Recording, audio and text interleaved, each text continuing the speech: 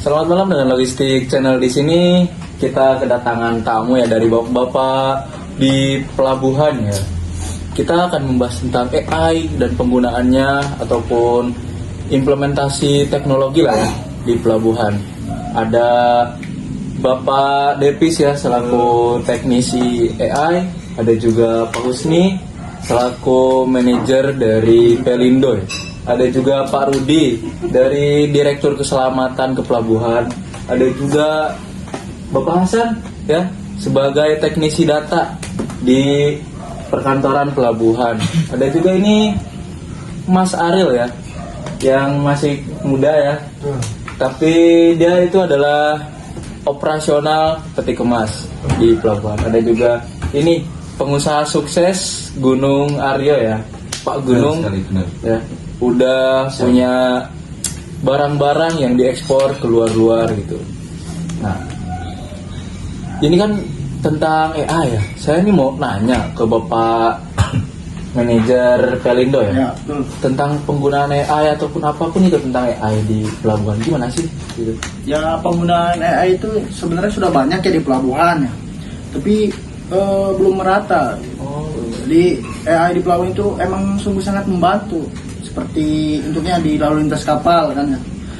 Misalkan AI itu membantu untuk kelancaran kedatangnya kapal, memprediksi datangnya kapal kapan, bongkar muat juga itu terpakai banget. Soalnya apa?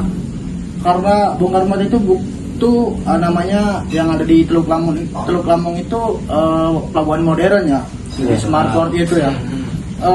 Untuk mengefisiensi sumber daya manusia itu. Jadi makanya kerja otak lah. Jadi bukan kerja otak. Oke. Kelas Pak. Tapi menurut Bapak teknisi nih, ini kan pakarnya ya yang otak-atik teknologinya ya. Ini gimana menurut Bapak? Menurut saya ya AI itu nggak harus dari kapan diterapkan atau tahun kapannya itu nggak harus lah. Intinya itu ya secepatnya kita harus menerapkan sistem AI itu di pelabuhan. Soalnya di pelabuhan juga itu sangat penting. Sebenarnya kayak misal nih contohnya sistem kayak SSM, terus ada Pinisi, Napornet lah. Itu kan biasanya kan sangat penting sekali membantu ekspor impor lah barang, mungkin dari kapal datang, mungkin dari clearance ke imigrasi, karantina itu biasanya kan pakai sistem. Jadi mempermudah kita daripada ke itunya langsung, ini kita langsung ke itunya. Nah, ini seperti itu. Jadi bukan misalnya tahun berapa sih Indonesia siap, tapi jangan nunggu tahunnya, tapi kita harus langsung menerapkan. Soalnya lebih. Oh iya ya. Ternyata gitu ya. Kalau bapak yang di kantoran nih ya kan, tentang sistem datanya gimana gitu pakai AI itu? Pastinya AI itu sangat membantu saat kita bekerja di kantor. Tapi juga bisa tidak terbantu saat cuaca mungkin sedang hujan di pelabuhan, data tidak terupdate langsung gitu. Oh, mungkin gara-gara jaringan atau apa gitu? Ya pastinya jaringan yang pertama. Terus misalnya kita muatnya seperti kapalnya batu bara, kalau hujan kan tidak bisa, harus diberhentikan dulu, palka pasti ditutup, dan ya kita nunggu lagi gimana caranya untuk ngapain datanya juga. Nah biasanya kalau misalnya nih ada telat-telat ngapruk gitu, ada biaya gak sih? Pastinya ada. Oh gitu ya, bener itu? Ya benar, jadi itu kalau telat itu namanya adalah demorit ya.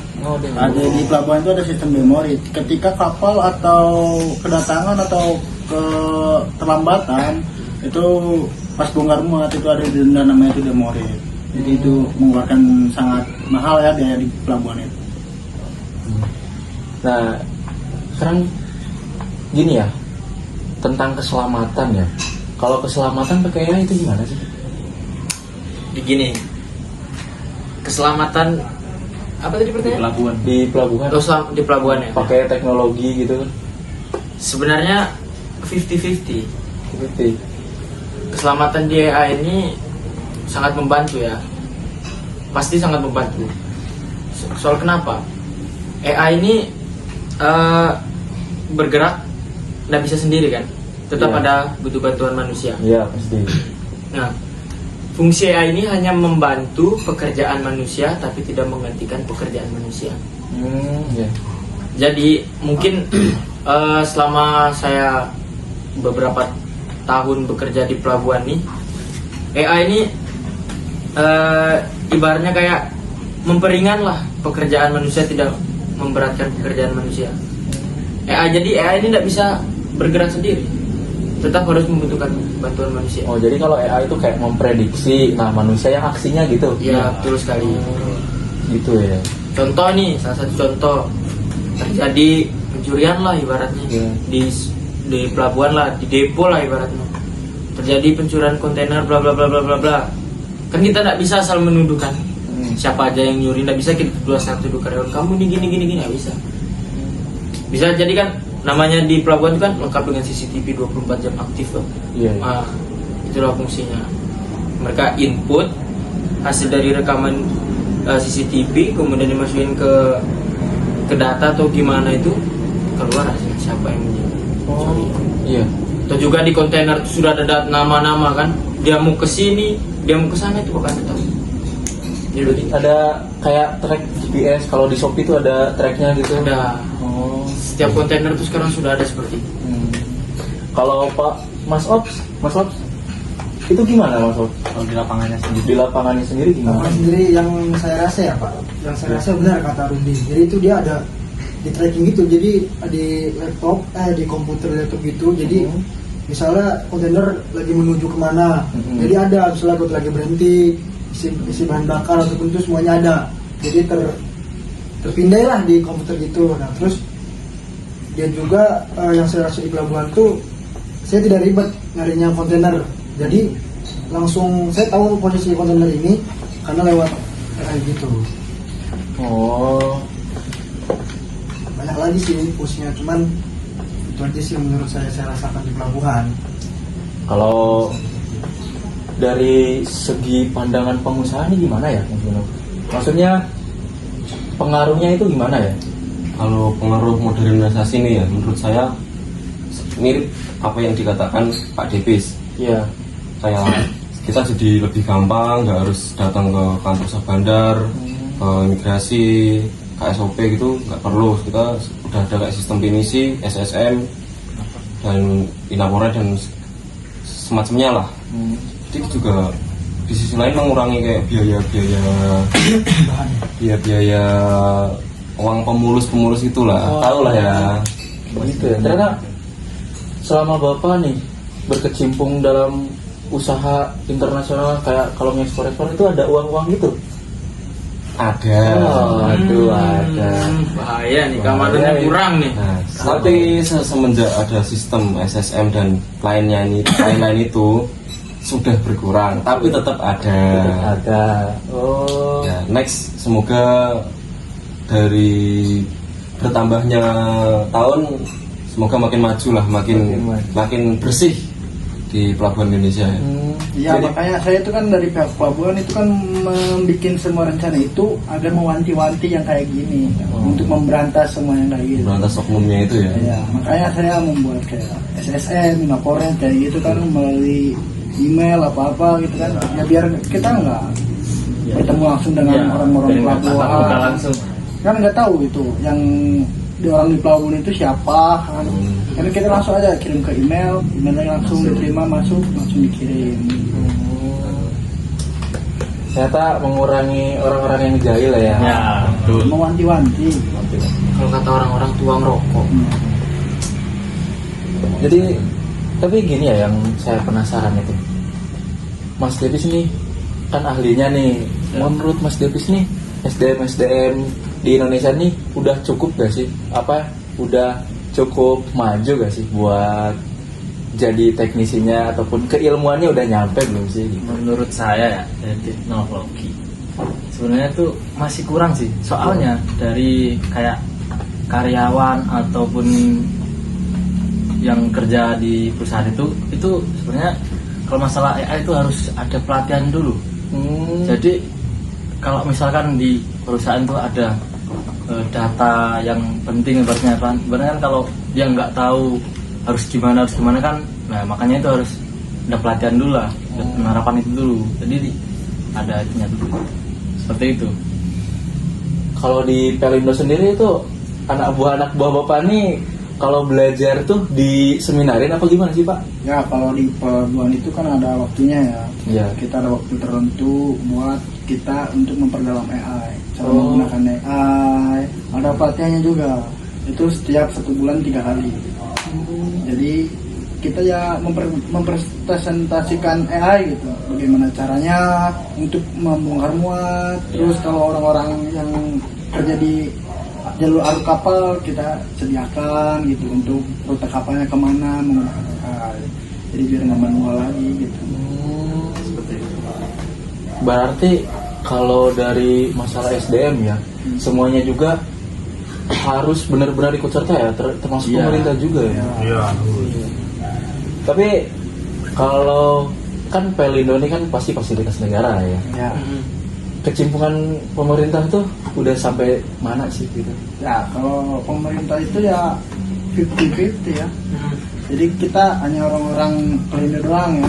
Pemerintah itu kayak pemerintah menteri kelautan itu atau ke pelabuhan itu ya udah setahunya terima laporan dari kami aja. Oh, gitu ya.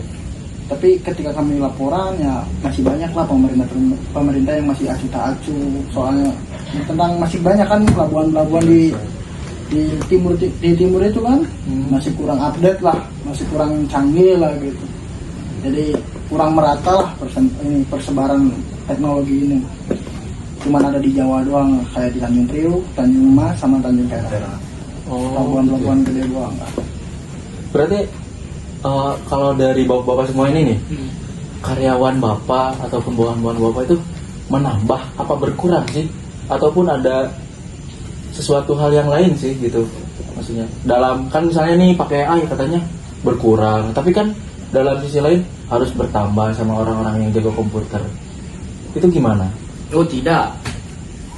Tidak berkurang gitu ya? Tidak. Karena kan seperti yang saya bilang dari awal tadi kan, AI ini kan tidak bisa jalan sendiri tanpa adanya manusia tuh. Iya. Jadi AI ini ibaratnya hanya alat pembantu lah, pembantu biar mempermudah pergerakan barang. Dia mau kemana, seperti yang kayak Mas Devi sama Bapak Husni tadi menjelaskan tuh.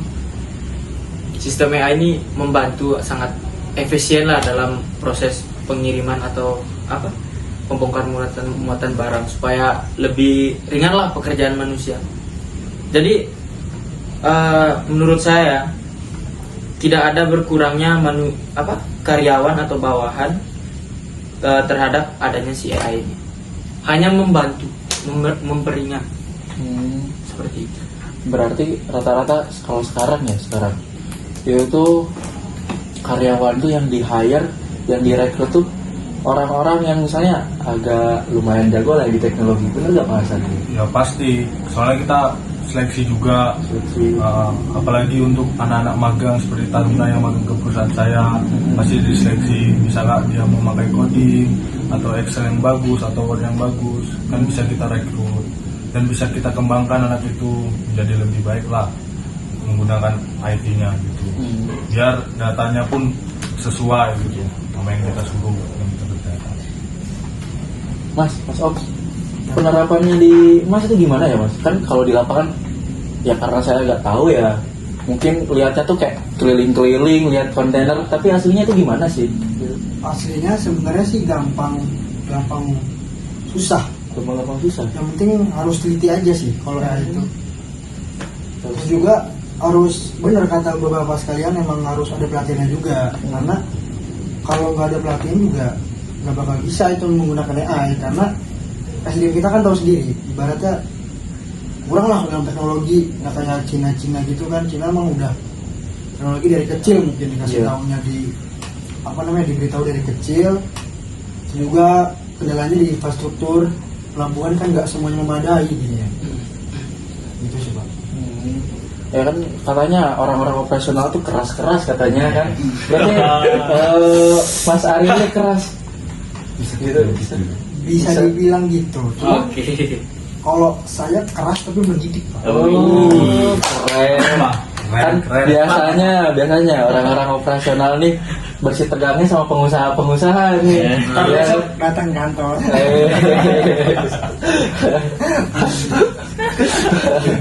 Sangat. Oh, jadi yang saya tanggapi buat kesimpulannya itu ternyata nggak mengurangi kita ya, nggak mengurangi SDM, tapi memang SDM-nya itu hanya harus naik selevel aja. Nah, untuk para taruna-taruna yang mau yang mau magang ya, silakan bisa di DM ke akun saya ya di Logistik Channel, nanti saya sampaikan ke bapak-bapak ini nih kan, keren nanti. Ya. Nah, kan terkait ini nih terkait teknologi. Oke. Tapi ini nyenggol pemerintah sedikit boleh gak sih? Oh my god. Pak, tapi ini sebenarnya saya takut nih nanti channel saya sendiri di blacklist nanti sama Nyenggol Kominfo. pemerintah, sebenarnya saya dari instansi pemerintah. Oh, Kebetulan banget nih. Respect. Gimana? yang ini nih, yang masalah minta-minta itu benar-benar berkurang apa cuma jadi lewat, kan sekarang teknologi ya, jadi lewat TF dong. Nah, gitu. Nah, jadi kalau dari pihak Pelindo ini ya, Iya. jadi gimana caranya itu yang kayak gitu tuh udah dihapus dari dulu. Dikarenakan ada penyakit, ada orang-orang oknum gitu ya, masih ada aja buat tambahan gaji, buat uang rokok lah gitu. Tapi kalau ketahuan langsung saya blacklist itu. Langsung di blacklist. Ya, dari pelabuhan mana saja langsung saya blacklist. Oh, jadi dia gak bisa masuk di industri pelabuhan gitu. Nah, nggak bisa. Ngeri kali ya. Tapi kalau di bagian kantoran tuh banyak gak yang kayak gitu? Kalau itu kan saya kurang tahu ya, karena Oh, ya kantor tahu sendiri, individual juga oh iya. jarang gitu. Kirain yang satu ini nyembunyiin nih. Enggak, Ini Bapak Hasan. tidak, kalau orang kantoran aman. Oh, sekali Banyaknya berapa, Pak? banyaknya dari operasional biasanya. Stop it. Get some help. Oh, dari operasional.